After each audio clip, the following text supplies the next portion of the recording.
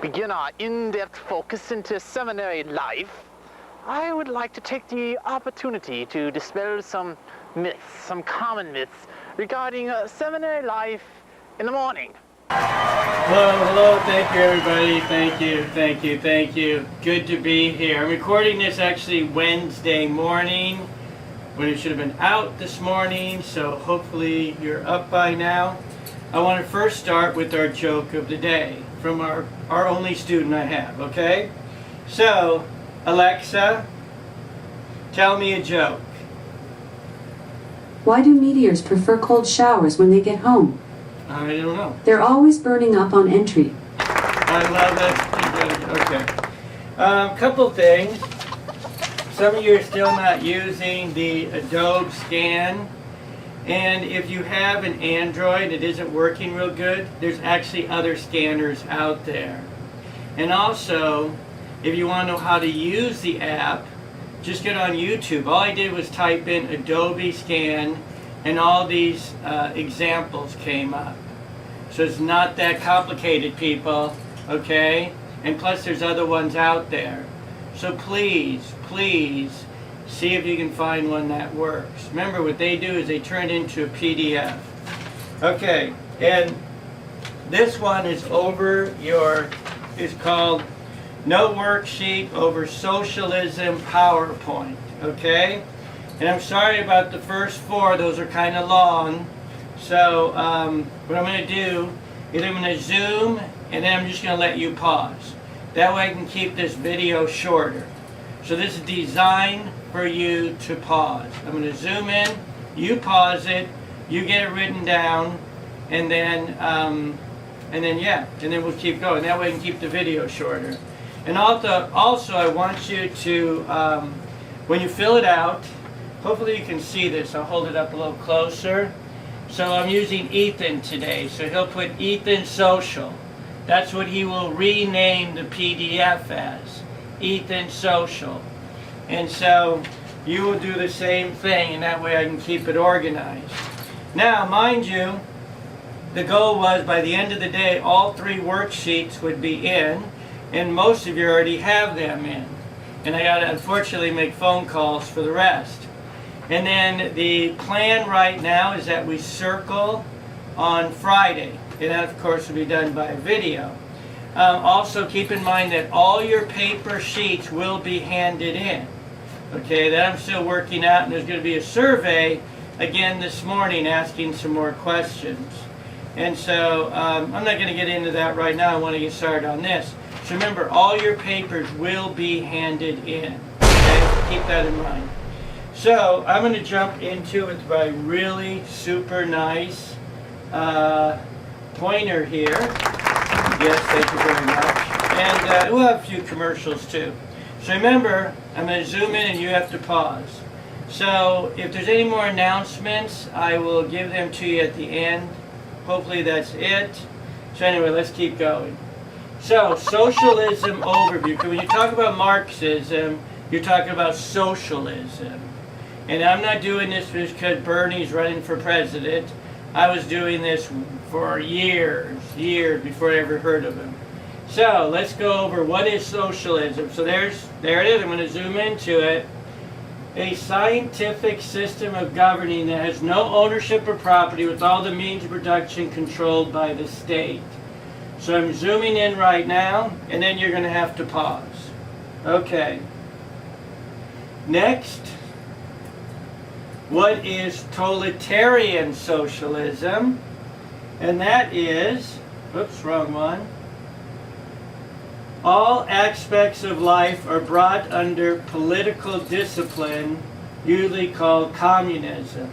So communism is even more controlled than socialism. Socialism has the government controlling most of the stuff.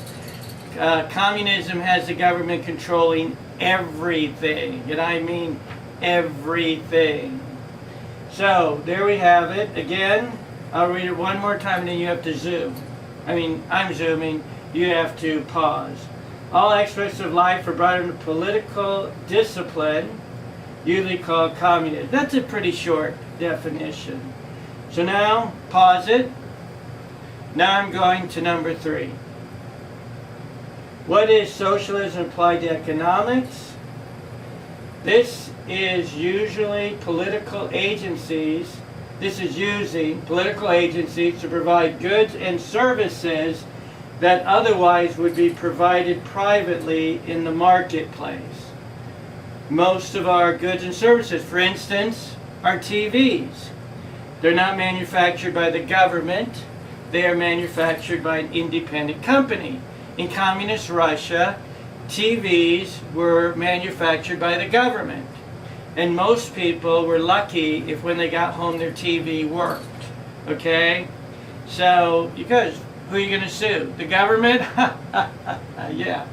Okay. So once again, I'm going to read it and then you pause it.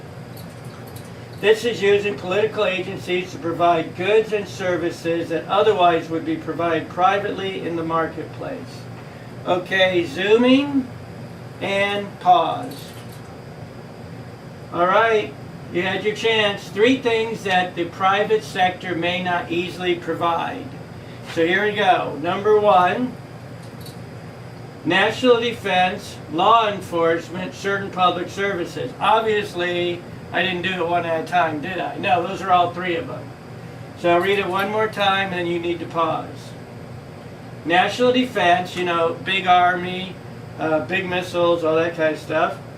Law enforcement, even though our county is supporting our law enforcement officers, so it is our local government that's doing it. So we really don't need the federal government telling us what to do. And certain public services like our water, our electricity, you know, things like that. Although electricities are privately owned also. Okay, let's keep going. Sometimes socialism describes, you can pause this by the way.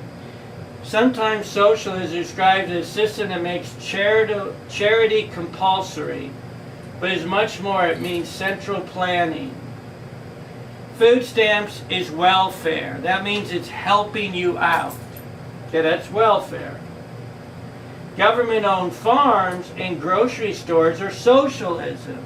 So now, for the government to not only own both the farms and the grocery store, and now you get your food very cheap for a while. So that is called socialism. So you can see these are, is food stamps socialism or welfare? So you have to answer either socialism on welfare or all 3 of these. So I'm presuming you can think. Okay, that's why I'm just going to read these. School vouchers are welfare. That means the government pitching in towards your education.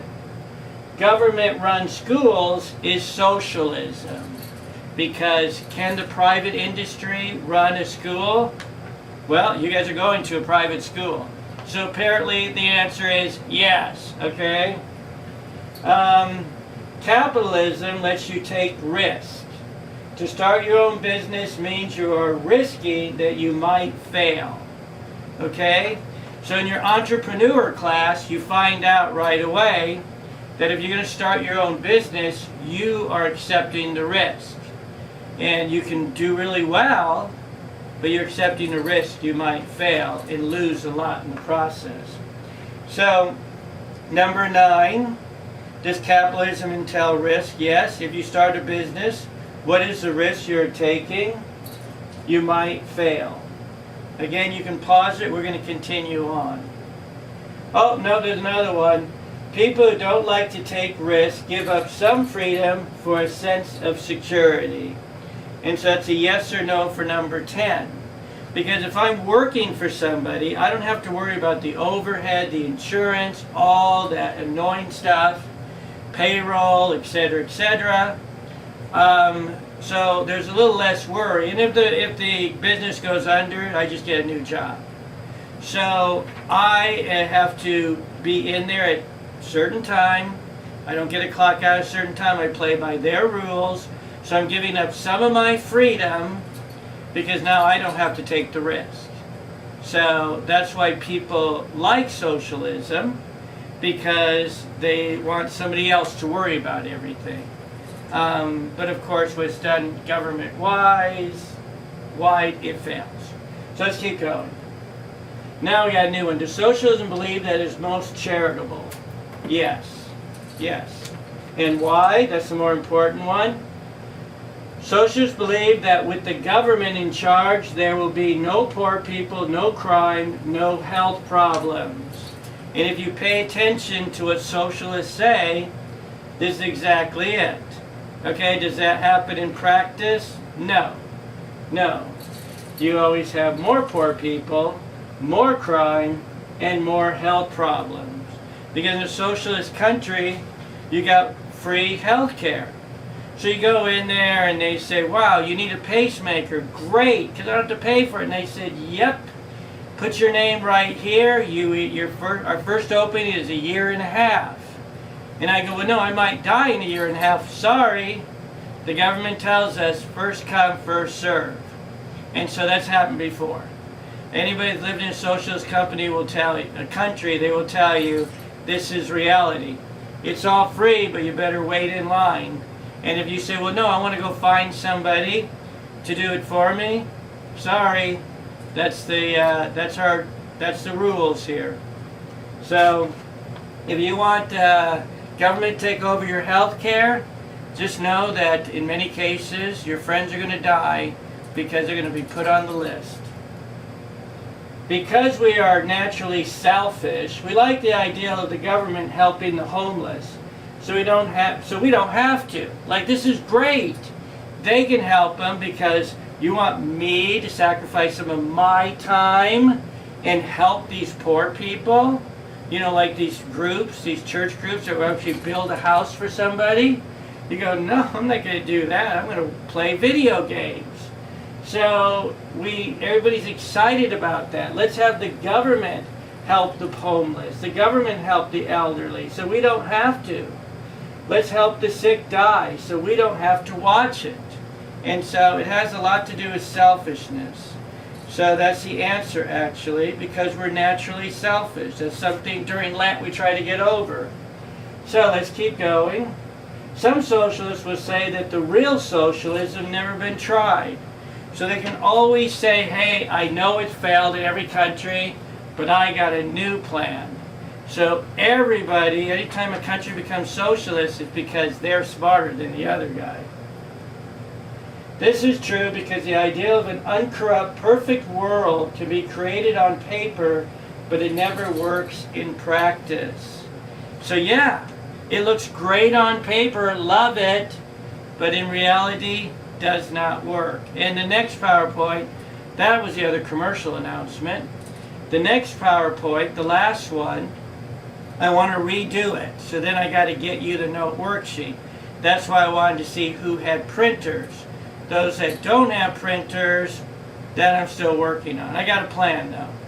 But anyway, I'll be contacting you. So, that one is going to explain what the church teaches and how all this stuff is undermined. Okay, so it does look good on paper. It's a question. Number 14. So let's keep going. There we go. Don't monasteries work as socialism? Let's look at that. In one sense, the answer is yes. How? They have no ownership. When the sisters go in the convent, they take a vow of poverty. They don't own anything. And they have a leader. Sister Anne Marie is now Mother Anne Marie. She's the leader. And their monk and sister pledges obedience to the abbot or abbotess or Mother Superior. So that seems to me like that's socialism. There is a difference. Every sister or monk is free to leave at any time. So even if a sister took final vows and she says, you know, I had it, I'm out of here, she's free to walk out that door. And so her freedom is never taken away. She consents to be obedient to the Mother Superior, to live that life, but she still has her freedom to walk away. So she's doing it by her call for God. She's doing it for God. If there's any other reason besides God, it just doesn't work. And so right here it says, and I quote, they're willing to give up ownership for the glory of God, and they rely on the virtue of the abbot, Mother Superior, etc. So they rely that God is going to watch over this person to make wise decisions. A little bit of trust there. In socialism, the government takes ownership away and forces you to obey with heavy fines, jail, or death. So they're going to force you to obey, just like our traffic laws. You're going to get a fine, could go to jail. Usually they don't kill you yet for traffic laws. So that's socialism. So in communist Russia, I still remember it. It was all over the news. Somebody successfully escaped because there was barbed wire and guards on towers, a giant wall, maybe 40 feet tall, all around communist Russia, especially in Germany, where it was separated from East and West Germany. And everybody wanted to get over to the free side, and so the guards were there to shoot you if you were trying to get out of the country. Not if you were trying to get into the country. If you had a visa, you come into the country, no problem. But to get out of the country, you had to get permission from the government, and they just didn't give it to anybody. So this guy got a hot air balloon. He actually successfully made it over alive, even though they did shoot at him. And did shoot the balloon down too, but he landed softly on the other side. So people were trying to get out of the country. So that's what you have to look forward to for socialism.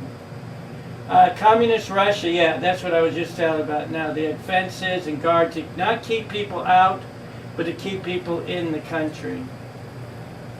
What does the literal mean the word utopia?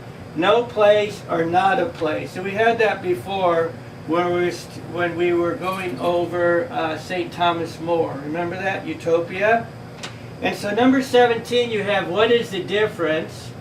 And if you haven't already, you can pause it. So it's pretty much that every sister monk is free to leave at any time. And you could probably stop that. And then then you would want to add the socialism. In socialism, the government takes ownership away and forces you to obey.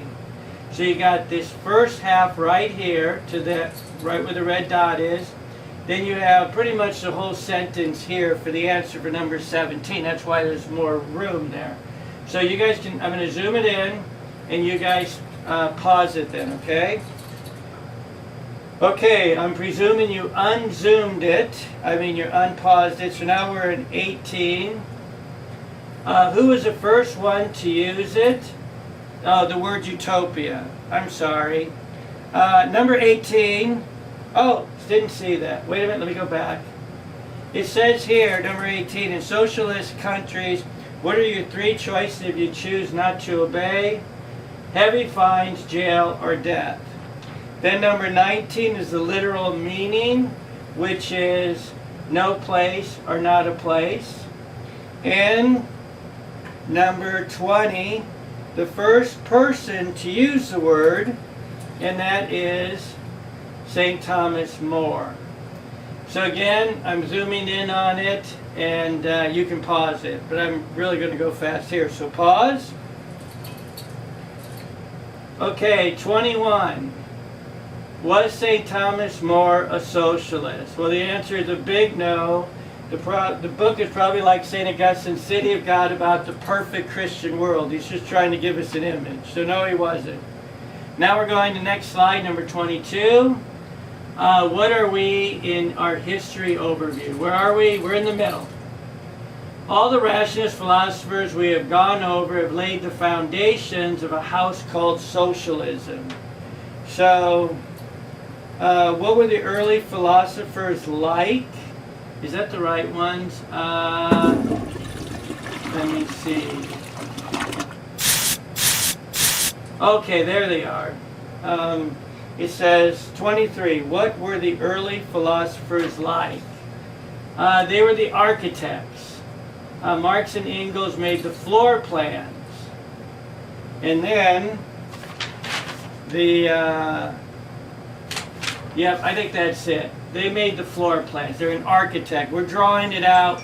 We want somebody else to build it. So socialism itself is built on rationalists, that we don't need God, we can do it better. In fact, we'll do it better without it.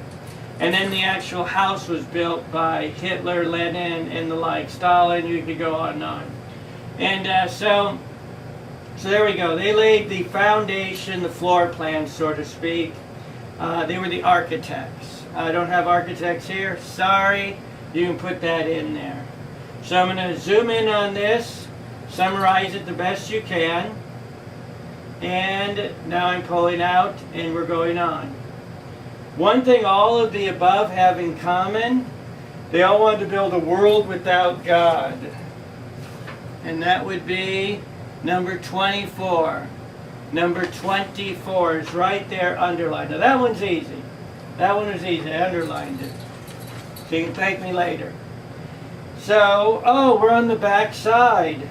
So that means it's time for another commercial. I'll probably have another clip from the Ron and Ron show. That's pretty easy. So we'll go to that right now.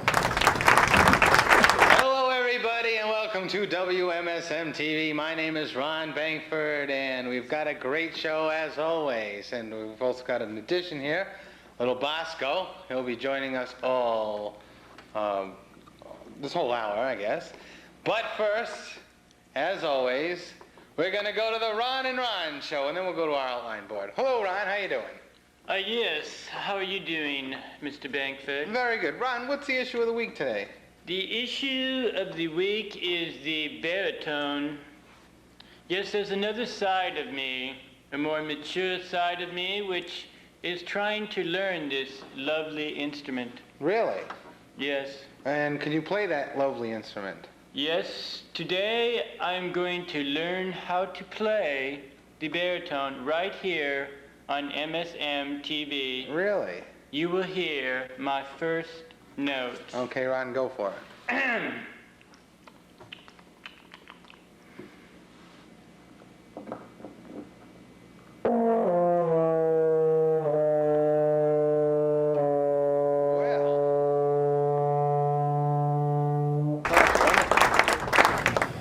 Okay, we're back. You notice I look a little bit younger than I do now. Yeah, wish I could do some special effects, look young again.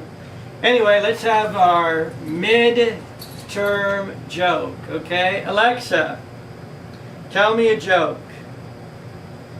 What did the sun say to the tree? Why do you always throw shade when I'm around? I'll have to think about that, but I think I get it. Okay, so we left off at number 24, now number 25.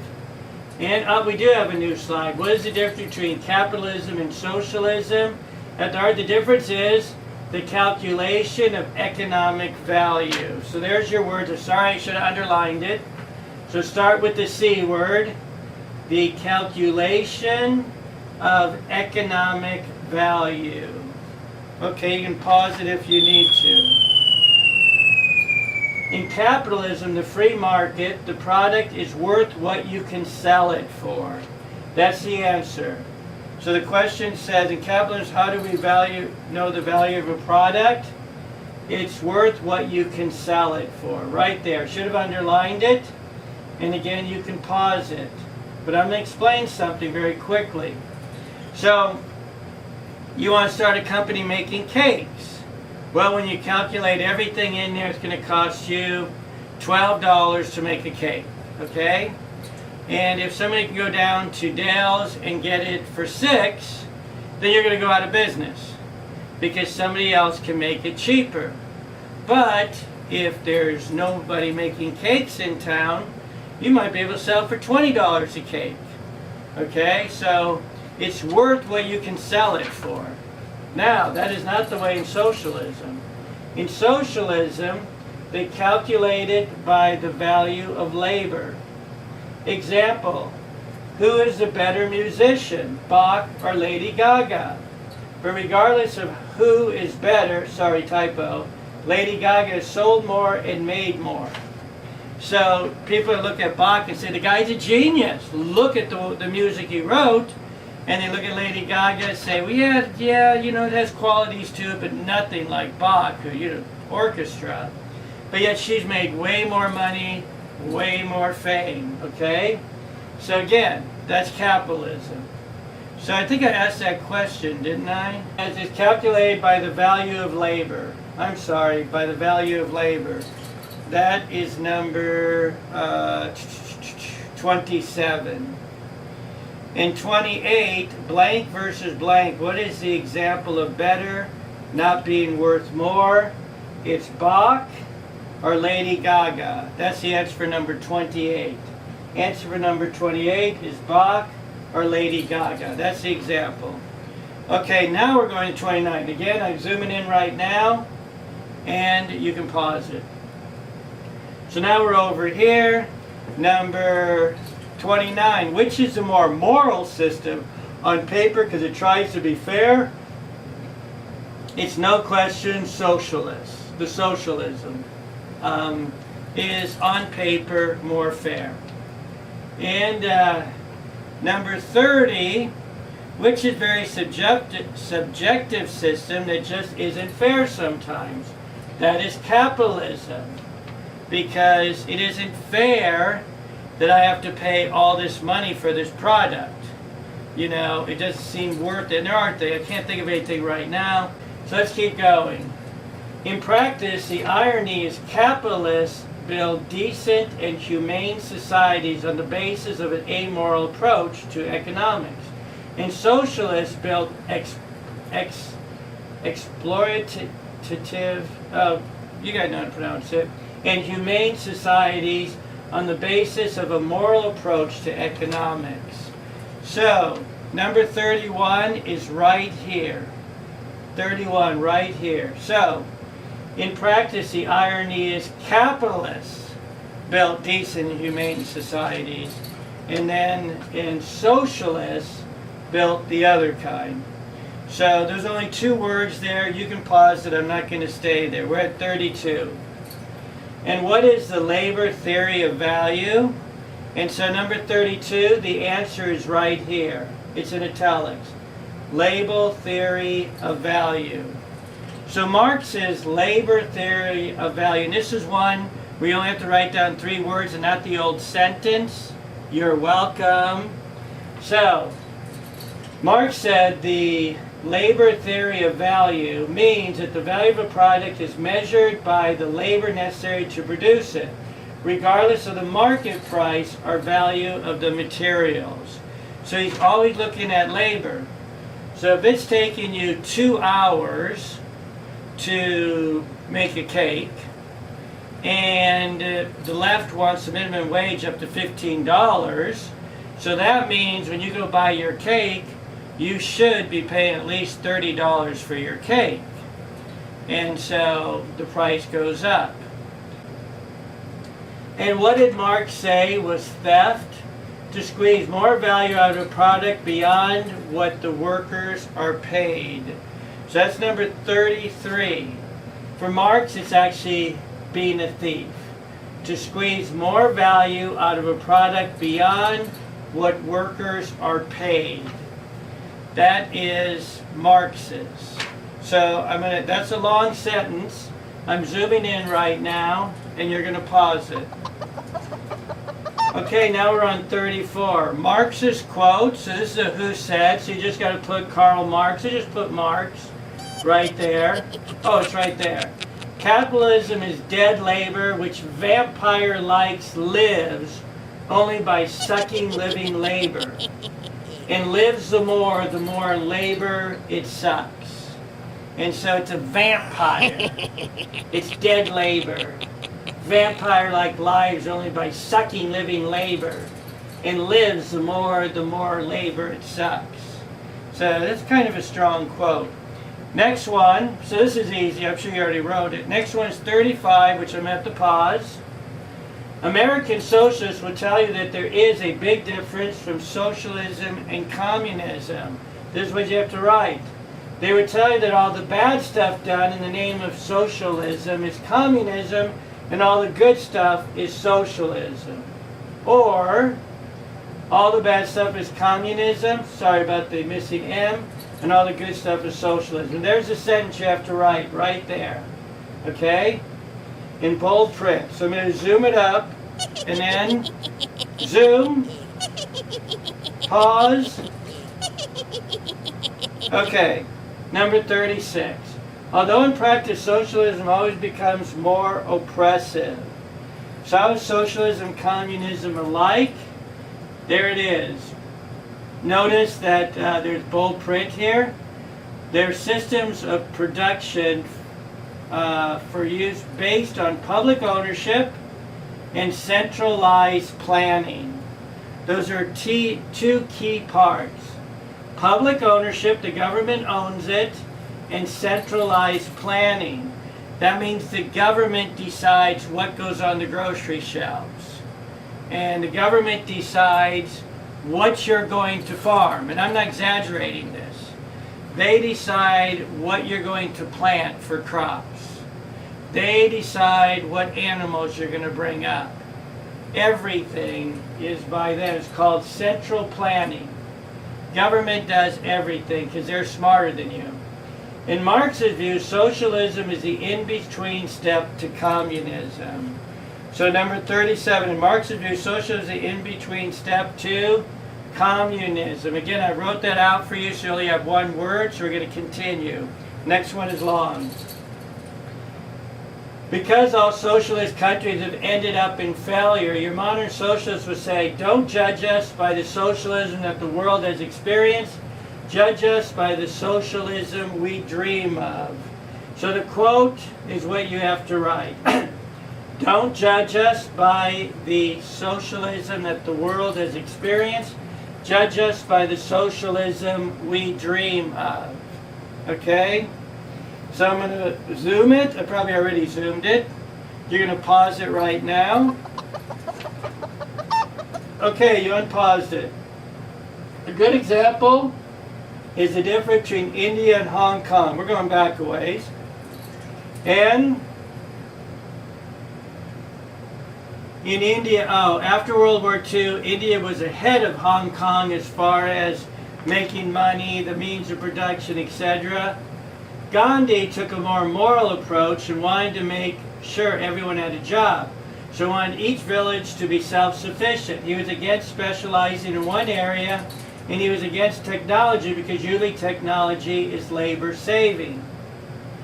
On the other hand, so it says right away, which one went more socialist? That would be India. India did.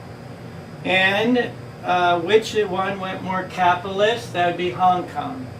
On the other hand, Hong Kong took a capitalist approach and without any natural resources was head-to-head with the U.S. as far as personal wealth. In fact, even though right now the communists are trying to put more control on Hong Kong, which up until 2000 was under England. Number 40, which one had the most population prosper? It was Hong Kong, bar none. Which one had more poverty? It was India, bar none. That can't be argued. Number 41 is another example. The Aral Sea in Russia was the 4th largest lake. You know, we have the first 3 largest lakes, with Lake Superior being the largest freshwater lake in the world. Well, I did not know this, but Russia used to have the Aral Sea, the 4th largest lake in the world. Then the central planners diverted the 2 rivers that fed it to irrigate the new collectivism state farms. Most cotton plantations, and now there are just a few small lakes left of it. So once they drain the water for their plantations, the lake is no more. Now mind you, your socialists will tell you that they are better for the environment. But in every country that has ever went socialist, they actually was worse, harder on it. And so, for instance, right now, you probably have never been told that communist China has coal plants that are not doing anything on filtering the soot that's coming out, and most of the people are wearing masks just because of all the pollution in the air. So the one country that a socialist loves, communist China, has the worst pollution in the entire world. Our country is actually one of the cleanest countries, even though the people in the media will never tell you that. It is. And I was listening to radio, they were talking, and I saw it. The first time I went to Denver, that was the first time I ever saw smog. Okay, and some of you guys have been to Denver, and did you see nice clear skies everywhere? Yes, they have no more smog. And so we have cleaned things up quite a bit just in my lifetime. Okay, let's keep going. Answers proposed and refuted according to economic suppression is demonstrated by the Communist Manifesto and Rerum Novarum. So these are from Marx and Engels. This is from Pope Leo XIII. So okay, we got them right here. Let's go. I think this is a repeat. No, this isn't, because I didn't say who wrote it. So, one word answer for number 42. Who wrote the Communist Manifesto? Karl Marx. Just put Marx. Okay. And that would be, yes, Marx wrote it. Even though Engels helped, we're just going to make it simple. Marx wrote it. Who wrote Rerum Novarum? That would be Leo XIII. Leo XIII. And what was Marx's aim? There we go. Formation of the proletarian into a class. So class warfare. Remember, we're used to it. We're used to everybody's a class. So we wanted the working class, the proletarian, into a class. And so overthrow the bourgeoisie supremacy. So those are the two aims. Formation of the proletarian of a class and overthrow the bourgeoisie supremacy. And 3, conquest of political power by the proletarian. So all the power was now going to go to the workers. So those are 3 of Marx's aims. So I'm going to read it one more time and you're going to pause. It's already zoomed in. Formation of proletarian into a class, overthrow the bourgeoisie supremacy, and conquest of political power by the proletariat. Pause. All right, we continue. So, 10 demands by whose implementation constitute a classless society. So, you would think now in communism it's supposed to be classless. So everybody's supposed to be called comrade because we're all equal here. And that's what they would do. You wouldn't give anybody authority. But in practice, to this day, in a communist country, if you belong to the party, you are a class above everybody else. And if you did not belong to the party, you were basically living on the edge of poverty. So they do have classes, and everybody knows it, but the communists would never admit it. So here's the 10 demands. And notice that some of them are very bold print. And so those are 3 of those you're going to write for number 5. 45, and you have to write small. So the first one is elimination of property. In land, the application of all rents of land to public purposes. Elimination of property. And then a heavy progressive or graduated income tax. Do you know that they wrote in the Constitution we're not supposed to have an income tax, federal income tax, so we do. So a heavy income tax. Third, the elimination of all rights of inheritance. So your parents can't give you anything, the government owns that. Confiscation of all property. So the government can take your property. In Poland, they told me that when they were under the communists, when I was visiting people, nobody fixed up their house. Because I noticed that all the houses were, all the trees in front of it were the exact same size. They said nobody bothered. Because if you fixed up your house, the government would come and did come and say, excuse us, we are taking your house, we have another one for you, and we have other people that just happen to belong to the party that's moving in. So after that was done a few times, the people just quit fixing up their house.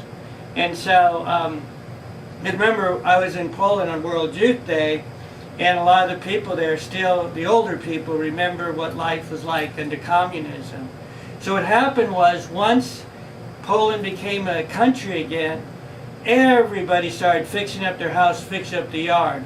So you go down the highway and everyone's, all their shrubs, all their trees, exact same height, because they all came at once. And so that's where you have something to look forward to for socialism. So anyway, right now I'm zooming for the last time. Write down any of these in bold print. Let me continue. How does Leo the 13th start? He agrees that there are problems that have to be addressed. And so the answer for number 46 is yes. And what does Leo the 13th disagree with? Hence it is clear that the main tenet of socialism, a community of goods, must be utterly rejected. That's what Pope Leo the 13th says about socialism. It must be utterly rejected, since it is only injures those whom it would seem meant to benefit. It is directly contrary to the natural rights of mankind and would introduce confusion and disorder into the commonwealth. So Pope Leo the 13th says it's not going to help the poor people. It's going to make more poor people, which it did. Mind you, Pope Leo the 13th is writing this in 1891. There was no communist country in existence till 1917. Okay? So he's writing it almost 30 years ahead, 20 years, over 20. And he's predicting what will happen. And then it did happen. So everybody's saying, don't listen to the Pope, he doesn't know what he's talking about. And he was absolutely right. There he is. This is Pope Leo the 13th, a very long reigning Pope. There's the encyclical Rerum Novarum. Alrighty, we're on number 47 now. So the question is, what does Pope Leo the 13th say? Definitely not a solution. Socialism, not the solution. Okay, simple word. Write it in or pause it. And blank is a principle of natural law. He says this is just part of who we are. And that is the right to private property. That is something that's part of our nature. If I buy something, I want to own it. If I fix up my house, I want to keep it. If I fix up my car, I want to keep it. And so it's kind of part of our nature. So if you don't have that, just pause it. We're moving on. And rights and duties of property and ownership. This is what the Pope says. The right to own property does not mean absolute freedom in the use of money, but it carries responsibility. So he says, look, just because you can own your own money, your own thing, doesn't give you a absolute, freedom over it. You do have responsibilities with it. So in other words, number 49, does he believe that we have an absolute right to the use of our money? No. No. If we're making other people poor because we're being selfish, we don't have a right to do that.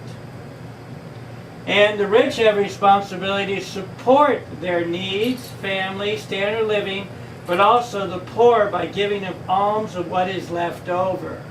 So in other words, some of the rich might want to sacrifice their second swimming pool, just so, maybe I need to do something better with my money and help out other people. And there used to be more people that did that. They're around today, but not as much as, let's say, 50 years ago. Leo the 13th say the wealthy responsibility to help the poor. Yes. And is it a moral obligation? Yes, it is a moral obligation. I want to end with a quote from Pope Leo XIII. Whoever has received from divine bounty a large share of temporal blessings, whether it be external and material or gifts of the mind, has received them for the purpose of using them for the perfecting of his own nature, and at the same time that he may employ them as a steward of God's providence for the benefit of others. In other words, our money, our talent, that God gives us, we should be sharing with other people. Okay, I hope this isn't very long, and I hope you're watching it.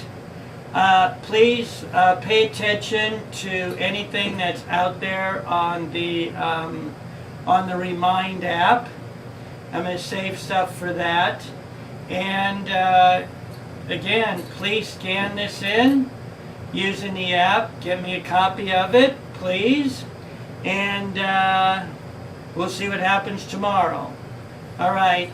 Adios. See you around. Yeah.